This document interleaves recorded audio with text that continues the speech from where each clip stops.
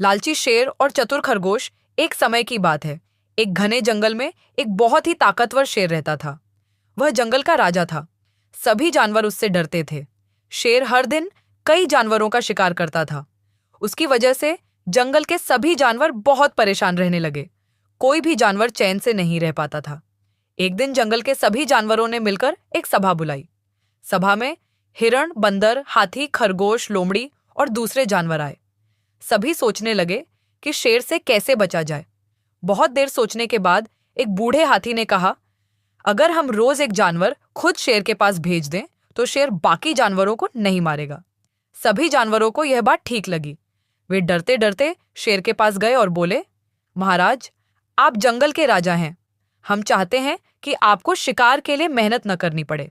इसलिए हम रोज एक जानवर आपके भोजन के लिए भेज देंगे, लेकिन बदले में आप बाकी जानवरों को परेशान नहीं करेंगे। शेर बहुत खुश हुआ और बोला, ठीक है, लेकिन अगर किसी दिन भोजन नहीं आया तो मैं पूरे जंगल को खत्म कर दूंगा। अब रोज एक जानवर शेर के पास जाने लगा। कुछ दिनों तक सब ठीक चलता रहा। फिर एक दिन खरगोश की बारी आई। खरगोश बहुत छोटा था, लेकिन बहुत चतुर था। उसने सोचा, अगर मैं अपनी बुद्धि से काम लूं तो पूरे जंगल को बचा सकता हूं। खरगोश जानबूझकर देर से शेर के पास पहुंचा। भूखा शेर गुस्से से गरजते हुए बोला, इतनी देर क्यों हुई और तुम इतने छोटे हो, मेरा पेट कैसे भरेगा? खरगोश डरने का नाटक करते हुए बोला, महाराज, मैं अकेला नहीं आ रहा था। 5 खरगोश आपके भोजन के लिए भेजे गए थे, लेकिन रास्ते में एक दूसरे शेर ने हमें रोक लिया। उसने कहा कि वही जंगल का असली राजा है।